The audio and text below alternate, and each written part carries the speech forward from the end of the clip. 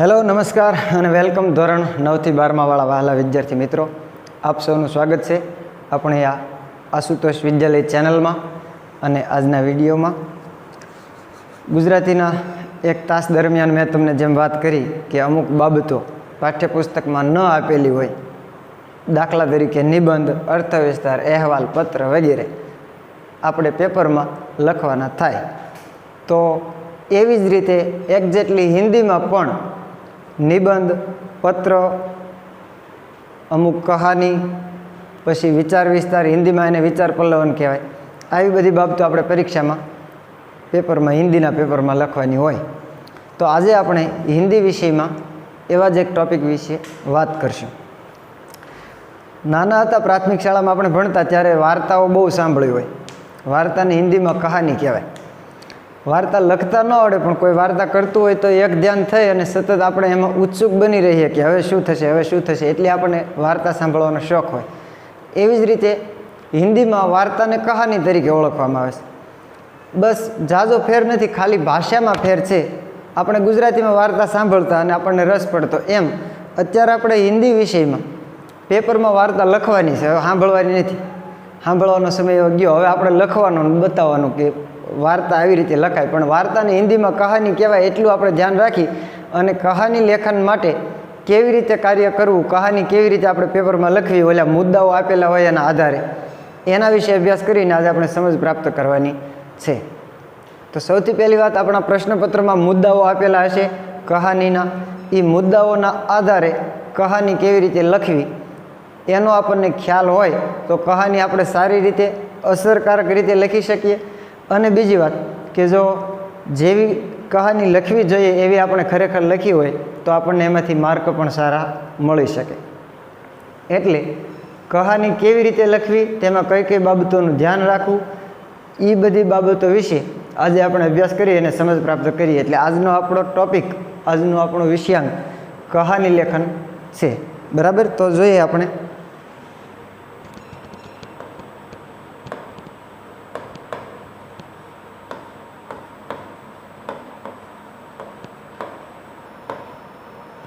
હવે પહેલી વાત, કહાની લેખન આપણે કરવાનું છે તો આપણને એ વાતનો ખ્યાલ હોવો જોઈએ કે કહાની કેવી રીતે લખવી, કહાની લેખનમાં કઈ કઈ બાબતોનું ધ્યાન રાખવું, કહાની લેખન કરતી વખતે કેવી કેવી બાબતોની ચોકસાઈ રાખવી, એનો જો આપણને પૂરેપૂરો ખ્યાલ હોય તો કહાની આપણે સારી રીતે લખી શકીએ.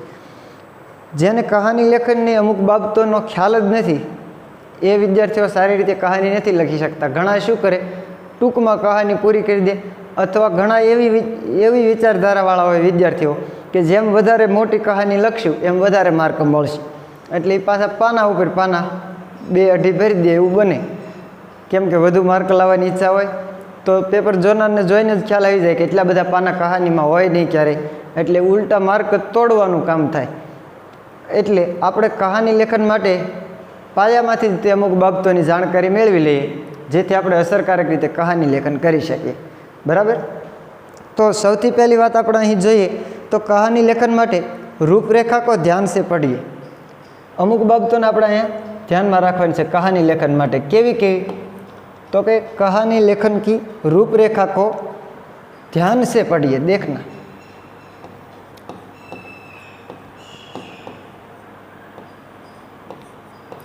रूपरेखा को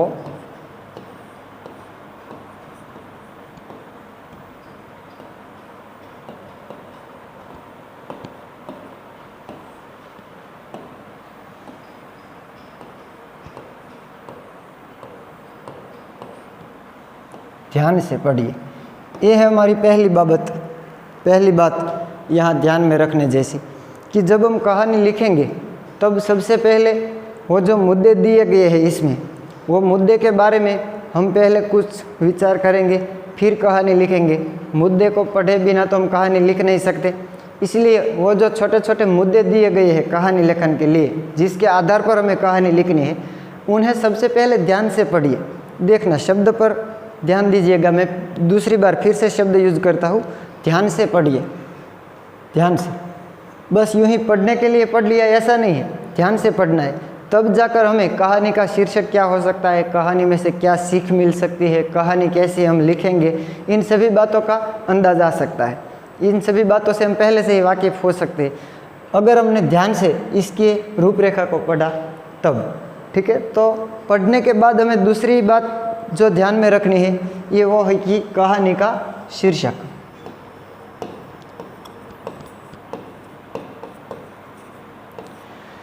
अब देखिए, शीर्षक की जब बात आती है तब हमें थोड़ा मन में संकोच होता है, कौन सा शीर्षक उचित होगा, कौन सा शीर्षक हम दे सकते हैं।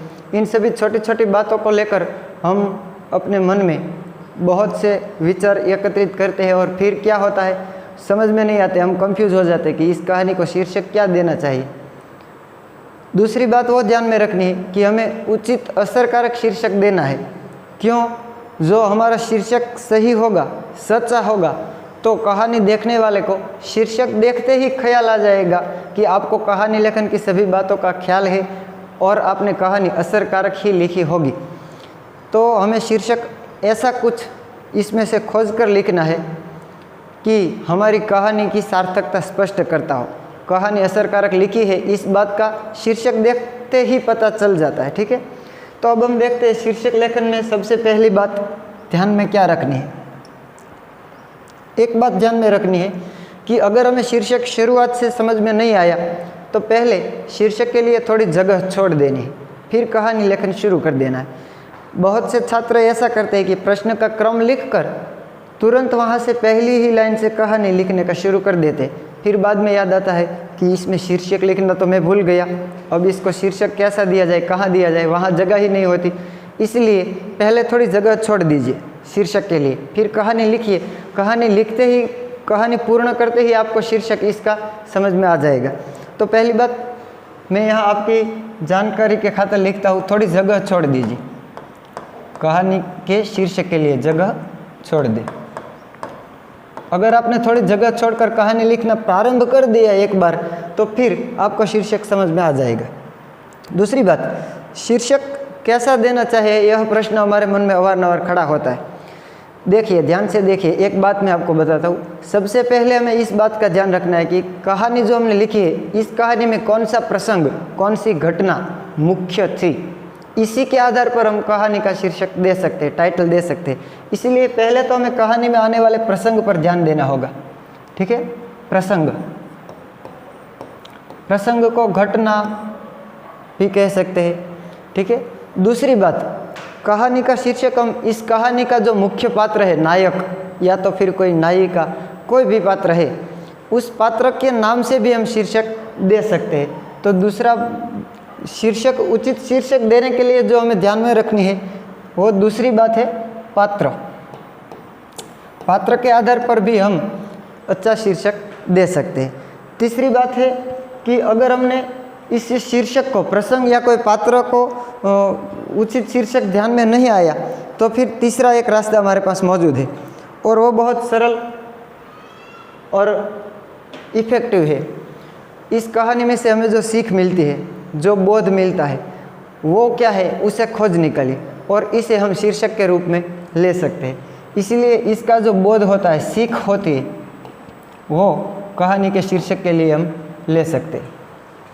तो इन बातों के आधार पर हम कहानी को उचित शीर्षक दे पाएंगे। ठीक है, तो पहले रूपरेखा को पढ़िए ध्यान से, फिर शीर्षक के लिए जगह छोड़कर कहानी लिखना हम प्रारंभ कर दें। इन दो बातों को बातों के पूर्ण हो जाने के बाद अब हमें तीसरी कौन सी बात ध्यान में रखनी है? जो तीसरी बात ध्यान में रखनी है वो है क्रमशः विस्तार।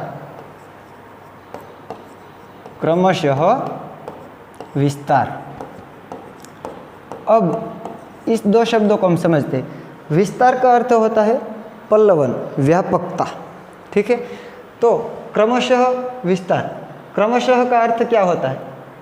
जो यह रूपरेखा है, छोटे छोटे कहानी लेखन के मुद्दे दिए गए हैं, इन सभी मुद्दों को हम क्रमबद्ध रूप से एक के बाद दूसरा, दूसरे के बाद तीसरा, इसी तरह सभी मुद्दों को विस्तृत करेंगे, इसका फैलाव करेंगे, इसके बारे में कुछ अपनी ओर से ज़्यादा लिखेंगे। ठीक है, तो तीसरी बात है क्रमशः विस्तार। और इसके बाद चौथी बात है अपनी ओर से कुछ जोड़े, इसमें नंबर 4,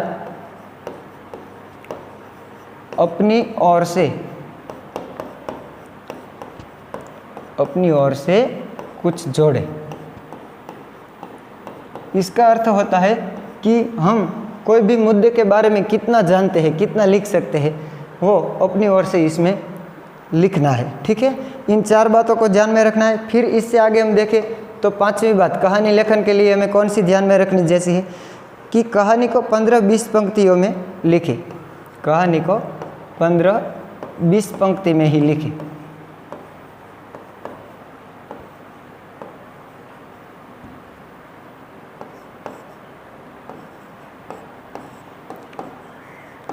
शुरुआत में आप लोगों को मैंने बताया था, बहुत से छात्र क्या करते हैं, कहानी को बहुत ज़्यादा लंबी करते हैं, लिखते हैं। ऐसा नहीं करना है।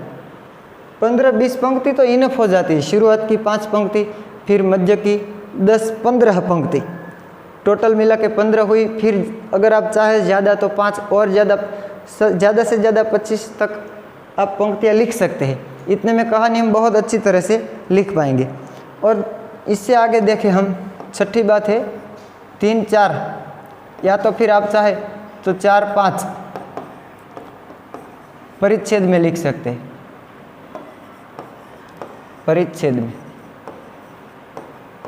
परिच्छेद का मतलब आप समझते हैं, ગુજરાતીમાં તેને ફકરો કહેવાય। 4-5 ફકરાઓમાં કહાની આપણે લખવાની છે। આટલી વાત થઈ જાય પછી એક વાતને ધ્યાનમાં રાખવાનું છે કે આ 4-5 ફકરાઓ, इन 4-5 परिच्छेद एक दूसरे के साथ मिलते जुलते होने चाहिए।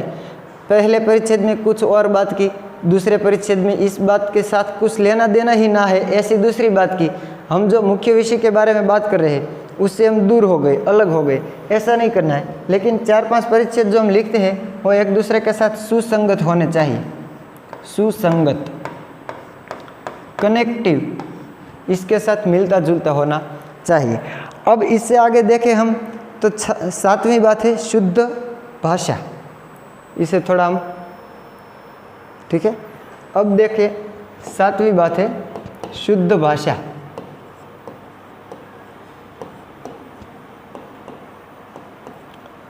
शुद्ध भाषा में हमें क्या बात ध्यान में रखनी है, छोटे छोटे वाक्य, छोटे छोटे सेंटेंसेस लिखने हैं। फिर क्या करना है, वो स्पष्ट होने चाहिए। बहुत से जटिल वाक्य हमें लिखना नहीं है, समझ में आ सके, तुरंत पढ़ सके। छोटे वाक्य में बहुत कुछ किया गया हो ऐसे वाक्य हम लिखेंगे। भाषा में स्पष्टता होनी चाहिए, कोई शब्द जटिल नहीं होना चाहिए। ठीक है, तो इसी बात को हम पहले ध्यान में रखेंगे। फिर इससे आगे कहावतें या मुहावरे इसमें जोड़े। जैसे कि आपने कोई भी टॉपिक के बारे में अगर आप बात कर रहे हैं तो इसके अनुरूप कोई कहावतें हैं,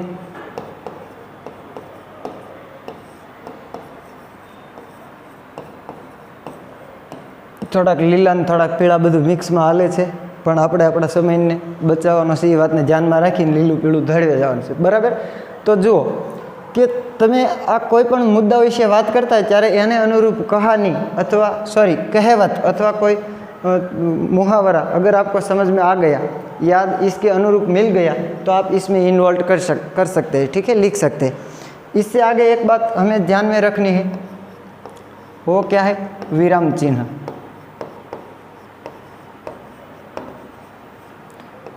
ये बहुत इफ़ेक्टिव हो सकता है कहानी के लिए। पहली बात, कहानी में देखिए जो पात्र होते हैं आपस में एक दूसरे के साथ बातचीत करते हैं।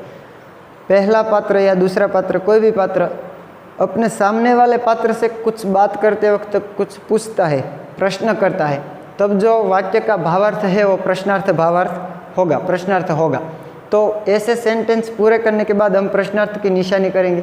अगर कोई पात्र कहानी में किसी घटना या दृश्य को देखकर कहता है वाह, या तो फिर आह, क्या है, कैसा है, ऐसा भाव उद्गार उनके मुंह से निकलता है, तो वहाँ हम उद्गार चिन्ह की निशानी या तो फिर आश्चर्यवाचक की निशानी करेंगे, इसका मार्क करेंगे। ठीक है, अगर ये मार्क, ये विराम चिन्ह हमने उचित जगह पर नहीं लिखे तो क्या होगा, कहानी का जो भावार्थ हम प्रकट करना चाहेंगे वो उचित रूप से प्रकट नहीं कर पाएंगे। ठीक है, अब इससे आगे देखते हैं एक बात और, रोचक होनी चाहिए कहानी हमारी। क्या होनी चाहिए, रोचक। इसके बारे में आपको बताता हूँ मैं।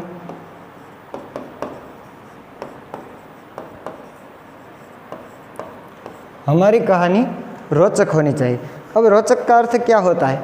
देखिए, जब हम कोई फिल्म देखते हैं, मूवी देखते हैं, तब हमारी इसमें अंत तक उत्सुकता बनी रहती है। अब क्या होगा, इसके बाद क्या होगा, आगे क्या होगा, इसके बाद इसके बाद क्या होगा। इसी तरह जब तक वो पूरा नहीं हो जाता तब तक हमारी उत्सुकता, हमारी आतुरता इसमें बनी रहती है, क्या होगा क्या होगा। तो बस इसी भाव को रोचकता कहते हैं। हमारी कहानी भी इसी तरह हमें लिखनी है कि जब तक वो पूर्ण न हो जाए तब तक हमारी आतुरता, जो पढ़ने वाला है उसकी उत्सुकता, वो पढ़ने में बनी रहे। इस बात का हमें सबसे पहले ध्यान रखना है, ठीक है। तो इसे कहते हैं रोचकता। रोचकता के बाद अब एक और बात हमें ध्यान में रखनी है, अनावश्यक बातें नहीं करनी है, ठीक है। 11वां नंबर पर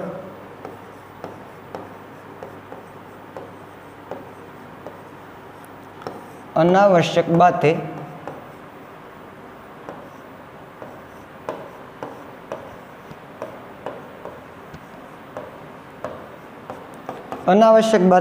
न लिखें।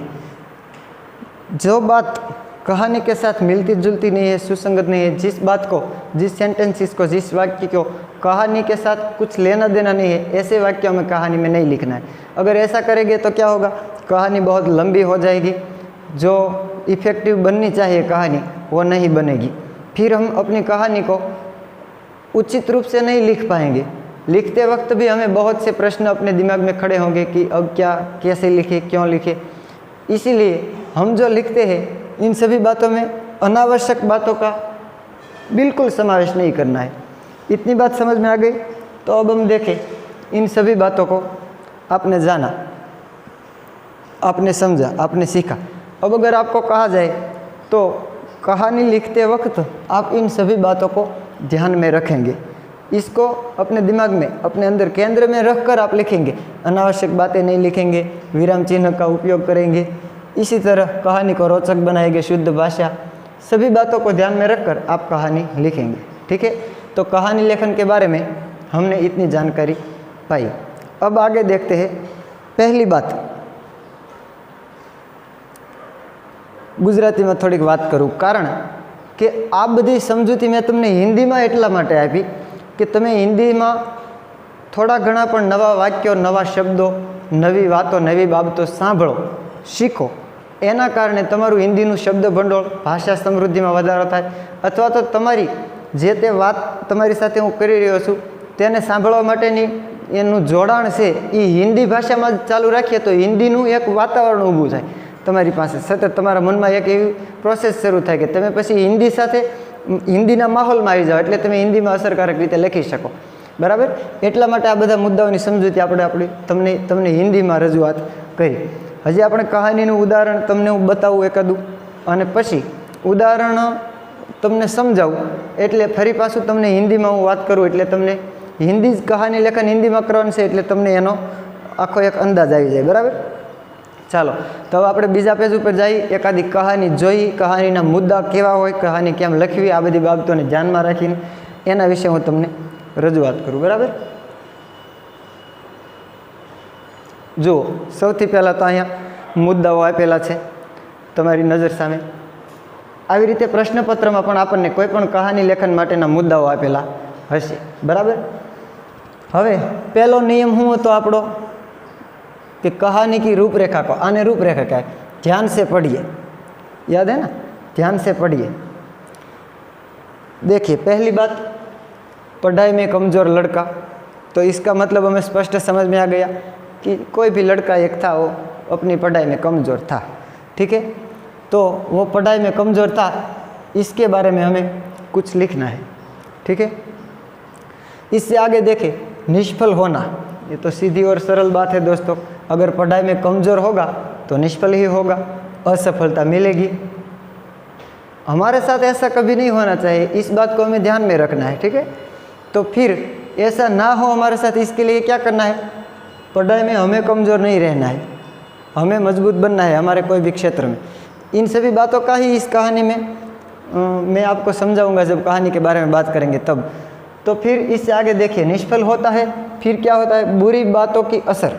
जब लोगों को निष्फलता मिलती है तब सब लोग इसके मन में नेगेटिव नकारात्मक भावनाएं खड़ी कर देते हैं, नकारात्मक विचार उनके मन में खड़े कर देते हैं, बोलते रहते हैं। शब्दों का इतना इफेक्ट, शब्दों की इतनी इफेक्ट, इतनी असर हमारे माइंड पर, हमारे दिमाग पर हो सकती है कि हम बीमार भी हो सकते हैं, इसमें से अच्छे भी हो सकते हैं। इसी तरह हम अपने जीवन में चाहे कोई भी व्यक्ति, वस्तु, परिस्थिति को हम पा सकते हैं, गुमा सकते हैं। इनका बहुत बड़ा प्रभाव है, ये बहुत मनोवैज्ञानिक बाबत है, इसके बारे में हम ज़्यादा बात नहीं करने वाले, ठीक है। तो पहले सबसे हम देखते हैं इस बात को कि बुरी बातों की असर होती है तो क्या होता है, आत्महत्या का विचार आता है।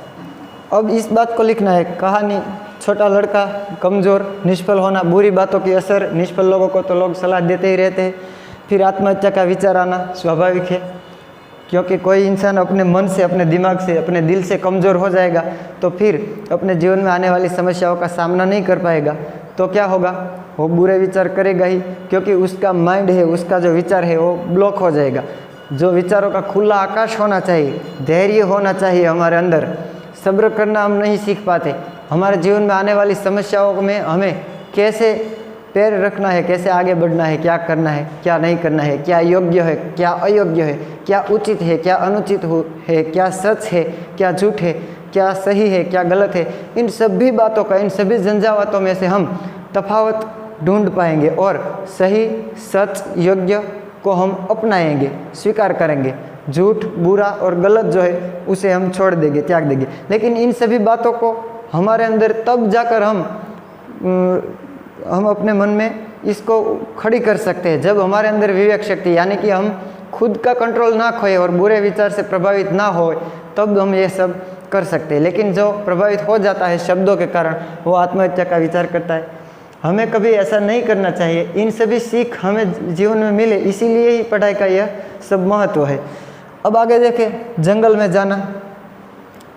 छोटा था, उसने सोचा होगा कि घर पे अगर हम सुसाइड का, आत्महत्या का प्रयास करेंगे तो कोई रोक लेगा, कोई देख लेगा, ऐसा ना हो, इसीलिए जंगल में जाना। और फिर एक बंदर का बच्चा, वहाँ जंगल में बंदर का बच्चा उन्होंने देखा होगा, बंदर के बच्चे की बात की गई।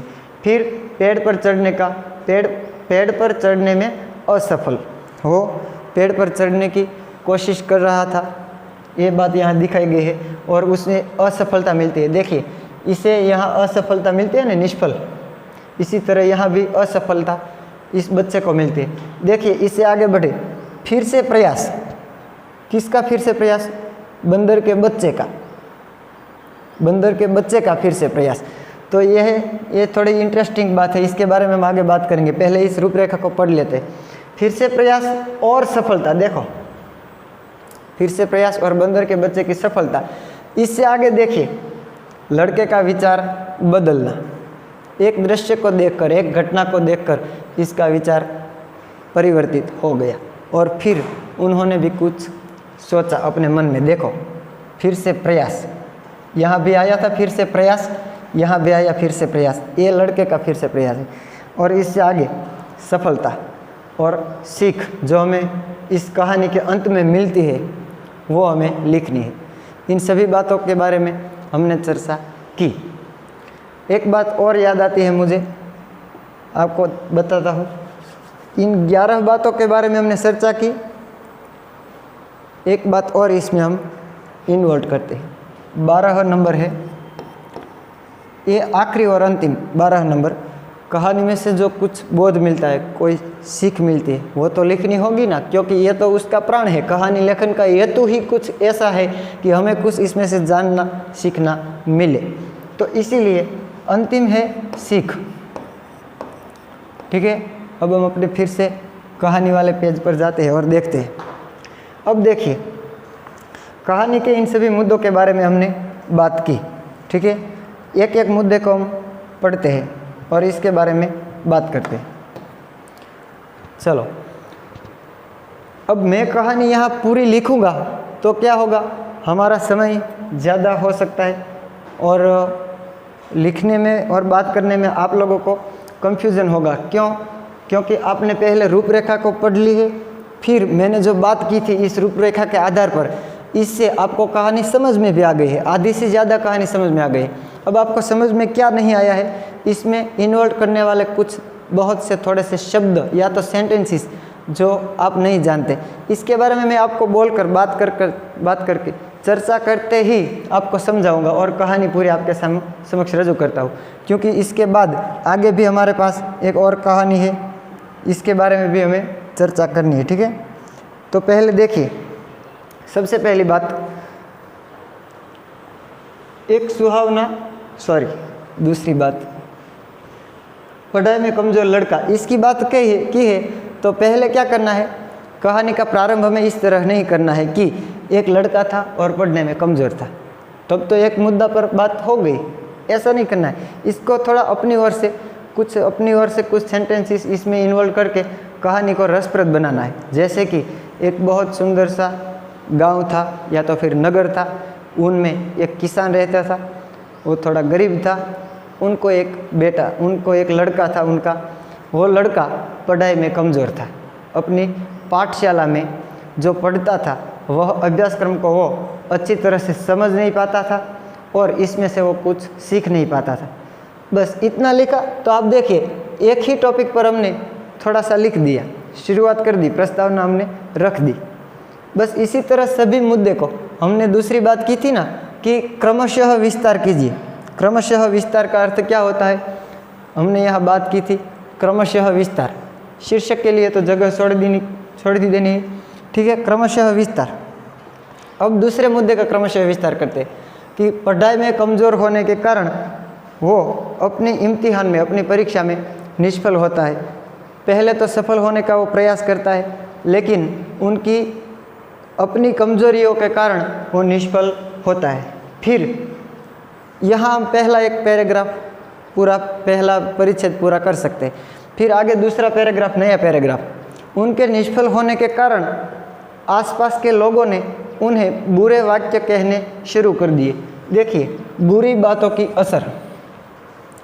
कोई अगर हमें कुछ भी कहे बुरा, तुम ये नहीं कर सकते, तुम वो नहीं कर सकते, तुमसे ये नहीं हो सकता, तुमसे वो नहीं हो सकता, सब बकवास यहाँ से सुनकर यहाँ से बाहर निकल देना है, ठीक है। किसी का कुछ भी नहीं सुनना है, हमें अपने अंदर धैर्य रखना है, अपने आत्मविश्वास अपना रखना है। अगर हमें कोई भी कहे कि तुमसे ये नहीं हो सकता, ये नहीं हो सकता, ये सब बकवास आपको समझना है। क्यों? हमारे अंदर भी ईश्वरीय शक्ति का अंश है, समग्र ब्रह्मांड में, समग्र यूनिवर्सल में व्यापक है, जो एक देवी ईश्वरी शक्ति जिसका कोई आकार नहीं है लेकिन फिर भी वो सभी जगह व्यापक है। इसी का ही एक अंश, ईश्वर का अंश, आत्मा हमारे अंदर विराजमान है। हम सब कुछ कर सकते हैं, क्यों नहीं कर सकते? हमें तैयारी पहले से अच्छी तरह से करनी है, जिसके कारण तब जाकर हम अंत में अपनी परिणाम के रूप में सफलता पा सके, ठीक है। तो लेकिन इसके ऊपर क्या हुआ, बुरी बातों का असर हुआ। बुरी बातों के कैसी थी? देखिए, मैं ये आपके साथ जो जनरली बातें कर रहा हूँ, ये सभी बातें आपको कहानी में नहीं लिखनी है। ये तो मैं आपको कहानी के साथ साथ कहानी के कारण जो हमें जानना मिलता है इसके बारे में बात करता रहता हूँ, ठीक है। आप लोगों को तो मान लीजिए इस मुद्दे के बारे में लिखना है तो सिर्फ इतना ही लिखना है कि आसपास के लोगों ने इस लड़के को निष्फल होने के कारण ऐसा कहना शुरू किया कि तुम कुछ नहीं कर सकते, तुम अपने कार्य में निष्फल हो, तुम्हें अभी आत्महत्या कर लेनी चाहिए, तुम्हें पढ़ना छोड़ देना चाहिए, तुम्हें घर से भाग जाना चाहिए। ऐसी सभी बातों इस लड़के के सामने प्रस्तुत करना शुरू कर दी। तो फिर क्या हुआ, देखिए, आत्महत्या का विचार आया। असर, बुरी बातों की असर हो गई इस लड़के पर। अब बुरी बातों की जब असर होगी तब व्यक्ति कुछ भी करने को तैयार हो जाता, इसलिए आत्महत्या का विचार आया। फिर जंगल में गया। पहले मैंने आपको बताया था इसी तरह, घर में अगर कोई रोक ले, देख ले, हो सके ना हो सके, इसलिए जंगल में वो आत्महत्या करने के लिए जाता है। यहाँ हम अपना दूसरा पैराग्राफ पूरा कर सकते हैं। फिर आगे हम तीसरा पैराग्राफ के बारे में बात करते हैं। हमने कहा था कि 4-5 पैराग्राफ में ही लिखना है, तो इसका मतलब ये नहीं हुआ कि 4 या 5 पैराग्राफ में ही लिखना है, ठीक है। ये तो सिर्फ देखिए 4-5 लिखा है, इसका मतलब ये हो सकता है कि अगर आप चाहे तो 6 भी लिख सकते हैं। लेकिन फिर भी अगर कहानी आप ज़्यादा अच्छी रोचक बनाना चाहते हैं तो 7 पैराग्राफ भी हो जाए तो भी कोई प्रश्न नहीं, लेकिन अंदाजित बात की है, ठीक है। तो फिर हम यहाँ से अपना तीसरा पैराग्राफ लिख सकते हैं कि वह जंगल में अपने गले में रस्सी डालकर एक पेड़ से लटक कर आत्महत्या का प्रयास कर रहा था। तब अचानक कुछ बंदरों की टोली ने आकर इसके पास से थोड़े दूर एक पेड़ पर चढ़ने का शुरू किया। सभी बंदर एक के बाद एक पेड़ पर चढ़ चुके थे और एक छोटा सा बच्चा था बंदर का। उन्होंने ट्राई किया लेकिन वो निष्फल हो गया। वो अपने पेड़ पर नहीं चढ़ पाता था। फिर से ट्राई किया, फिर से निष्फल हो गया। उन्होंने प्रयास करना शुरू रखा। देखिए, ट्राई तो मैं आपके साथ बात कर रहा हूँ इसलिए जनरली शब्द बोल रहा हूँ। ट्राई शब्द इंग्लिश है, आपको तो कहानी लिखते हो तो कोई इंग्लिश वर्ड यूज़ नहीं करने हैं, ठीक है। इंग्लिश शब्दों का उपयोग नहीं करना है क्योंकि कहानी हिंदी में लिखनी है ना, इसलिए। तो फिर वो चढ़ता है, गिरता है, फिर चढ़ता है, फिर गिरता है। चढ़कर गिरना, गिरकर चढ़ना, चढ़कर गिरना, गिरकर चढ़ना। नन्ही चींटी जब दाना लेकर चलती है, चढ़ती दीवारों पर 100 बार फिसलती है। गिरकर चढ़ना, चढ़कर गिरना, गिरकर चढ़ना। सुना है ना। कोशिश करने वालों की कभी हार नहीं होती है, मेहनत उनकी आखिर बेकार नहीं होती है। कोशिश करने वालों की कभी हार नहीं होती। यह बात मैंने इसीलिए आपके सामने प्रस्तुत की कि हमने जब कहानी लेखन के मुद्दे को ध्यान में रखने की बात की थी तब कहा था, याद है, कोई मुहावरा या कहावत आपको याद आए तो लिख सकते हैं। यह आप अवतरण चिन्ह के में लिख सकते हैं। कोशिश करने वालों की कभी हार नहीं हो सकती है, इसको हम लिख सकते हैं। समझ में आ गया।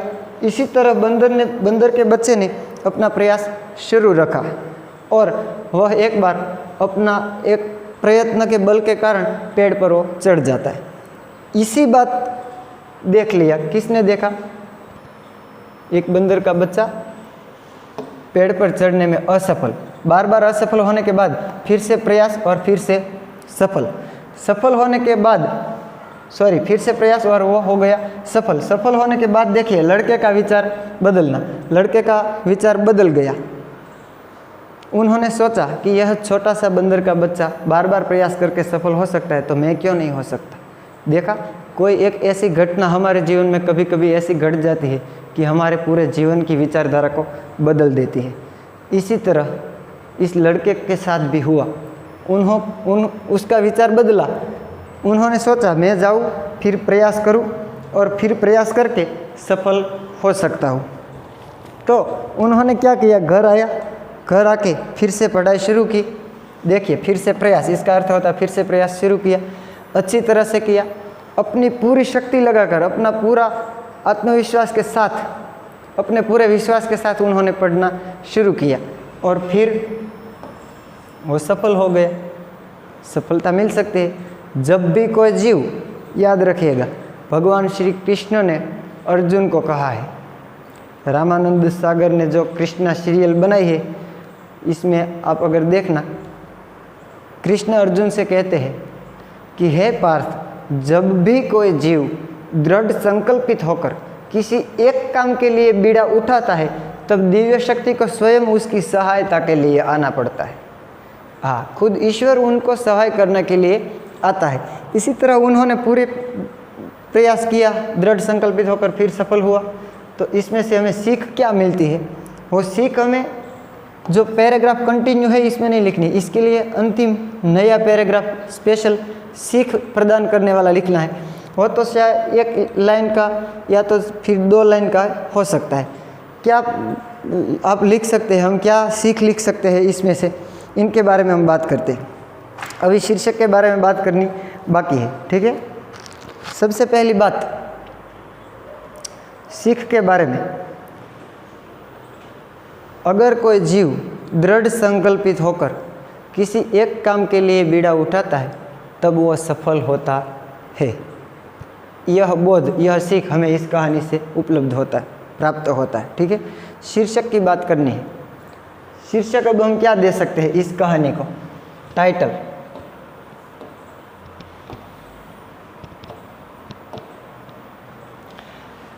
सफलता का रहस्य, सफलता की कुंजी, ये सब शीर्षक हम दे सकते हैं। ठीक है,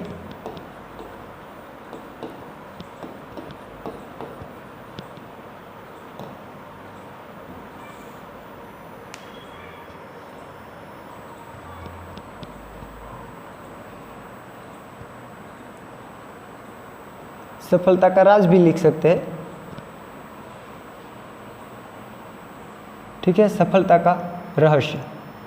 ये है हमारी कहानी का टाइटल। कहानी खत्म हो गई। अब एक और बात,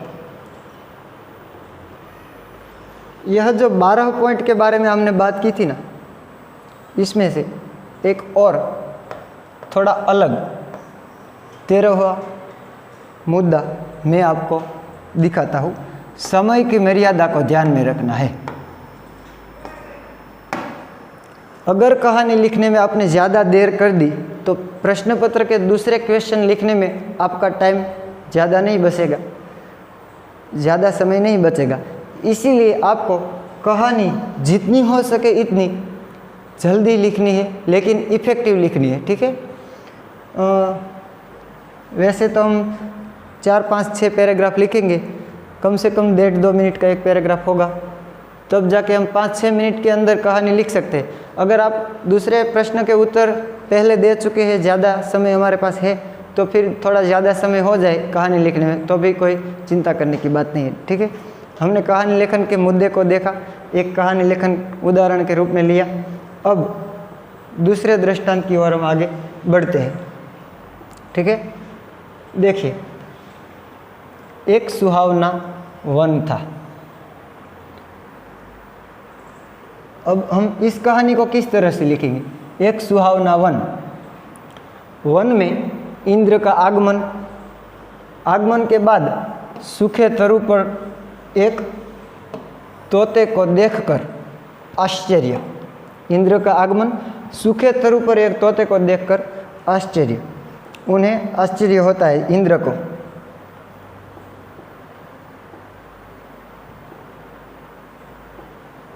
ठीक है, इससे आगे देखें, प्रश्न पूछना। वो तोते को प्रश्न पूछता है, क्योंकि वो तोता सूखे तरु पर बैठा था, कि हरे भरे तरु को छोड़कर सूखे पेड़ पर क्यों? शॉर्ट में लिखा है, यह मुद्दा है ना, इसलिए। उत्तर देता है तोता, बचपन का साथी है यह पेड़, मेरा बचपन का साथी है। तो इस बात को सुनकर इंद्र का प्रसन्न होकर वरदान मांगने को कहना कि बचपन के साथी को आप भूले नहीं हैं, तो फिर इसके ऊपर तुम लगातार बैठे हो, तो मैं आपके तुम्हारे ऊपर प्रसन्न हुआ हूँ। इस सूख गया तो भी तुमने इसका साथ नहीं छोड़ा, इसलिए मैं प्रसन्न हूँ। देखो, वरदान मांगने का कहता है, तब तोते की इच्छा क्या होती है? तरु को फिर से हरा भरा कर दो, ऐसा वरदान मांगा। फिर क्या हुआ? तथास्तु, या तो फिर एवमस्तु। इंद्र तथास्तु कहता है या तो फिर एवमस्तु कहता है। इसका मतलब होता है कि ऐसा ही होगा। ठीक है, फिर तथास्तु कहने से बाद सीख। वैसे तो हम एक मुद्दा यहाँ और इन्वॉल्व कर सकते हैं, अगर हो भी सकता है। तथास्तु कहने के बाद तरु का लहराना। ठीक है, तरु का लहराना, और इसके बाद सीख। तथास्तु कह दिया, इसमें भी ये मुद्दा इन्वॉल्व हो ही गया है पहले से ही, इसमें से अलग से लिखने की कोई ज़रूरत नहीं। लेकिन क्योंकि तरु को फिर से हरा भरा कर दो, यह बात तो तोते ने की थी, तो इसके साथ तथास्तु कहा तो ये तो हो गया ही होगा। इसलिए तरु का लहराना यह लिखने की कोई और से आवश्यकता नहीं है। ठीक है, अब हम दूसरी बात करते हैं। देखिए, कहानी में हम प्रवेश करते हैं। चलिए, इस कहानी की रूपरेखा को हमने पढ़ लिया, बराबर।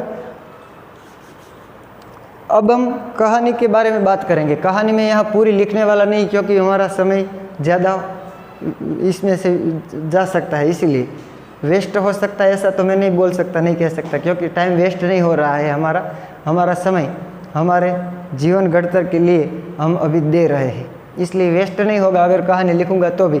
लेकिन लिखना इसलिए नहीं चाहता हूँ क्योंकि पहले भी मैंने आपको बताया कि मुद्दे को पढ़कर, रूपरेखा को पढ़कर ही आपको आधे से ज़्यादा कहानी समझ में आ गई, फिर इतना लिखने की ज़रूरत नहीं है।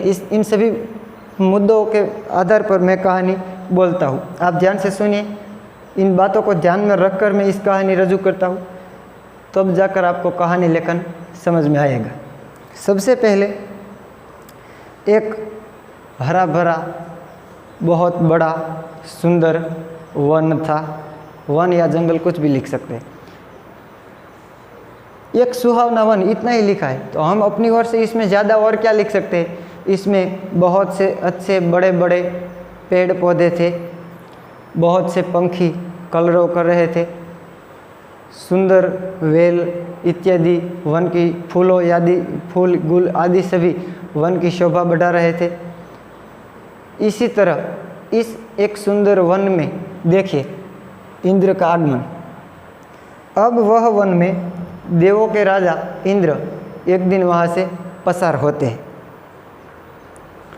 इंद्र वहाँ से पसार होते हैं तो इसमें ज़्यादा कुछ ऐसा लिखने की ज़रूरत नहीं है, कैसे पसार होते थे, क्यों पसार होते थे, ऐसा कुछ प्रश्न उठाने का यहाँ सवाल ही नहीं है। हमने आपको पूछा भी नहीं है क्यों पसार होते, ठीक है। लेकिन एक बात आश्चर्यकारक है कि सूखे तरु पर एक तोते को देखकर आश्चर्य। अब क्या हुआ देखो, कहानी में हमने पहले ही परिच्छेद में कह दिया था कि वह उपवन हरा भरा था, हरे भरे पेड़ पौधों से, तरुओं से वो जंगल था। तो फिर क्या हुआ, इतने अच्छे हरे भरे पेड़ों में एक पेड़ सूखा पेड़ था, ठीक है। देखिए सूखे पेड़ को देखकर इंद्र को आश्चर्य होता है कि इतने पेड़ हरे भरे हैं तो यह एक पेड़ सूखा क्यों है। फिर इसके आश्चर्य का पार न रहा, थोड़ा आगे चलकर इस पेड़ की ओर उन्होंने देखा तो उनके एक खोखले में एक तोता रहता था, ठीक है। 9वीं कक्षा में जो छात्र पढ़ाई कर रहे हैं अभी इस साल में, उन्हें पता होगा कि हमारे हिंदी में यह काव्य, यह कहानी काव्य के रूप में दी ही गई है, ठीक है। सुनो भाइयों तुम्हें सुनाते। एक बात और मुझे भी समझ में आती है, वैसे भी 10वीं कक्षा में है, 11वीं में है, 12वीं में है, वो सब के सब 9वीं कक्षा में इस कहानी को पढ़कर गुजर चुके हैं। 9वीं कक्षा वालों को अभी अभ्यासक्रम में दी गई है, इसीलिए आप सब इस कहानी से परिचित होंगे।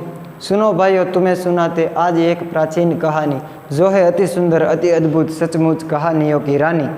पुण्य भूमि काशी की महिमा चारों दिशा में थी अति गुंजित, देवों सहित देवपति उनको लखकर होते थे अति हर्षित।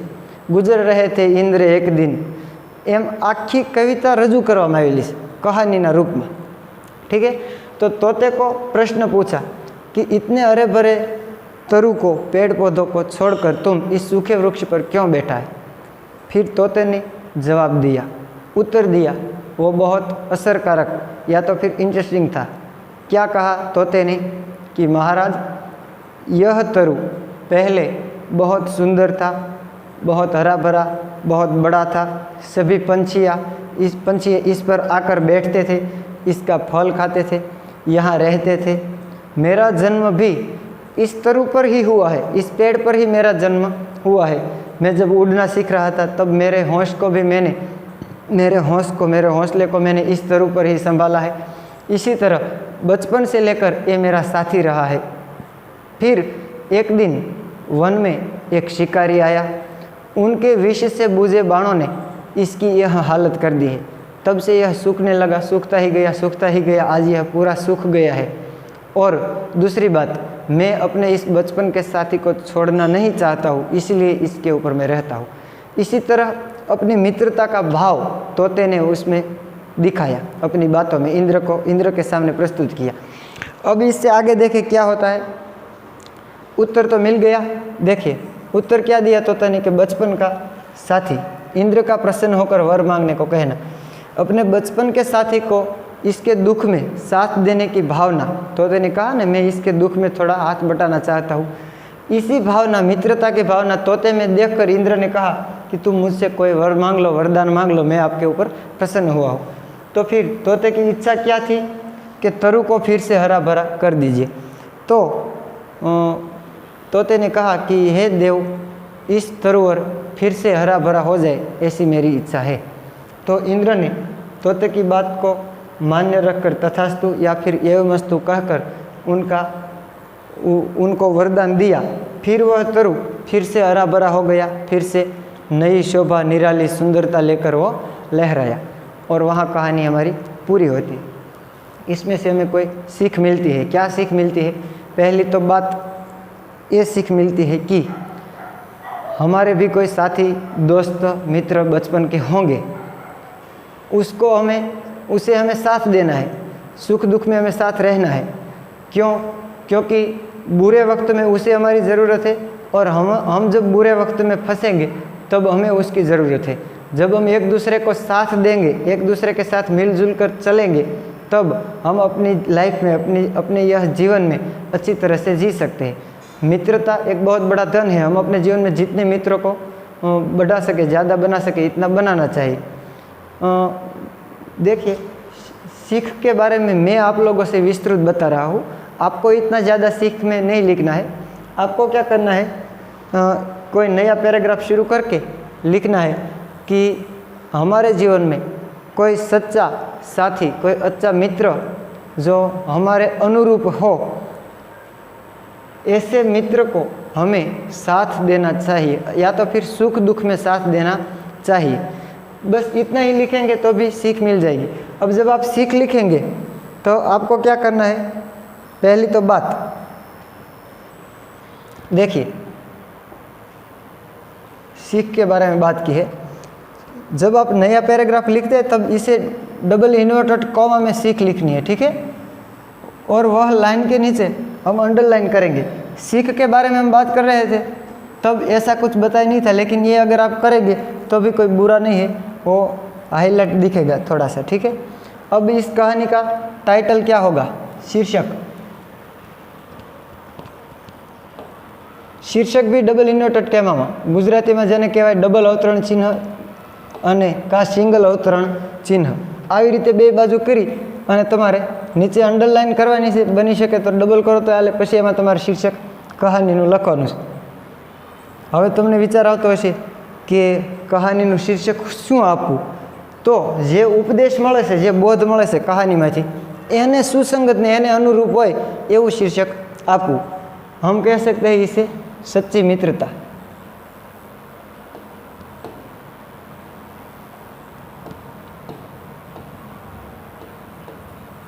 सच्ची मित्रता। इसी तरह हम कहानी को यहाँ पूर्ण करेंगे।